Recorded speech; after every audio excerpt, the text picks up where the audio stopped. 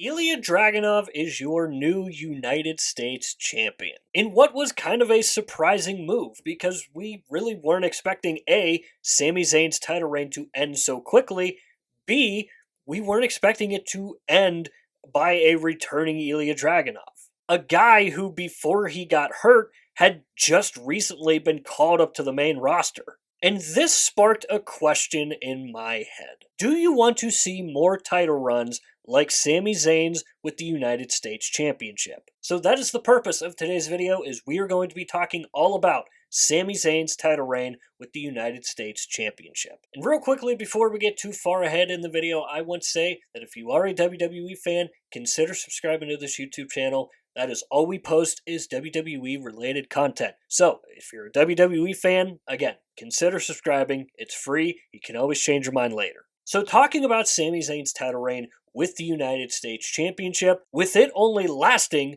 49 days, which is by far the shortest title reign that we have seen in quite some time. And I'm not counting the people who have had to vacate their championships like we just saw with Seth Rollins and Naomi. I'm talking about a title reign that ended with someone being a new champion right there, right then.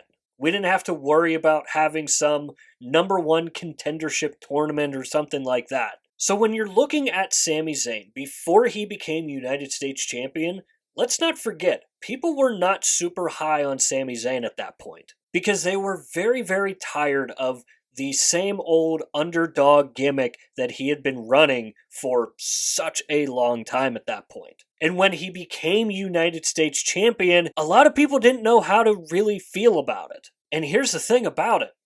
I actually really, really enjoyed Sami Zayn's reign as the United States Champion. While it was only 49 days, there was so much that went into it, and it all had to do with him issuing the open challenge. Because let's not forget the matches that we got from this short title reign. And let's not forget how many of them were so freaking good. And while I know that not every title reign can have an open challenge, it still goes to show that, if you have a title and you don't do anything with it, then the title reign is going to suck.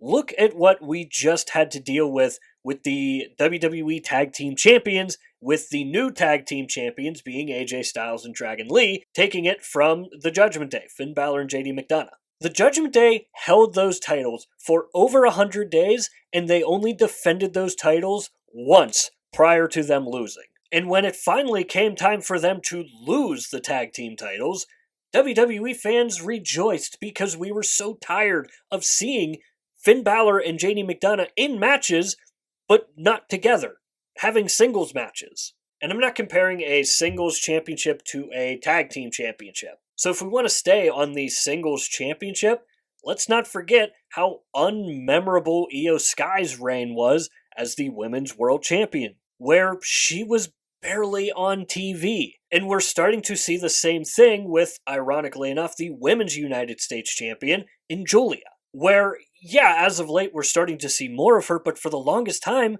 she wasn't even on TV. And again, I'm not saying that every title should have a open challenge like Sami Zayn had, but at the very least, you have to defend it on a regular basis. And that is why I don't necessarily hate the idea of going back to these shorter title reigns. Because if they do it right, not only would it just be entertaining as heck, but it would also help the WWE become a little more unpredictable. Probably not a lot of people had Ilya Dragunov winning that United States Championship off of Sami Zayn when he did. And as I was looking through some of the recent title reigns for the WWE, it seems like the majority of them have been going to 300 plus days. I think the majority of us kind of knew that we were not going to get another Roman Reigns type title reign where he held it for over 1,000 days. But even getting into the 300-day range, we're starting to feel like how we were feeling when Roman Reigns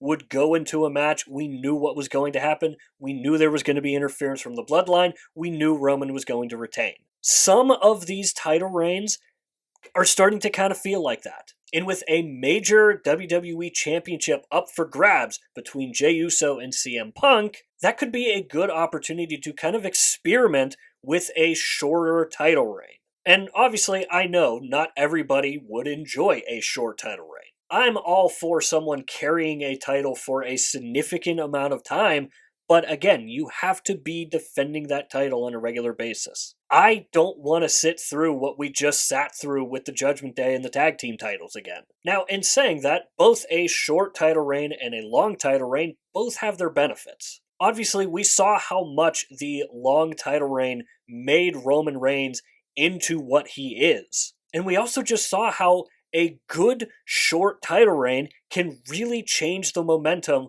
for a certain superstar. Again, let's not forget, before Sami Zayn became United States Champion, he was not in a good spot with the fans. And now, people are starting to want to see Sami Zayn again. So this is where I want to hear from you guys. Do you want to see WWE have more of a short title reign, or do you want them to continue with kind of the 300-day range that they've kind of been going on? And let me know what you prefer more, a shorter title reign or a longer title reign. As always, let me know that stuff down below in the comments, and while you're down there, swing by the description and click the Linktree link. That is the only link in bio for a reason, and that is because it'll take you to all the social media platforms for this channel, and I do suggest going and checking out our X page. Besides YouTube, I am most active over on X. We do updates for Monday Night Raw, Friday Night SmackDown, and the PLEs. Another place that you can go and find us on is TikTok. I finally got around to making a TikTok page.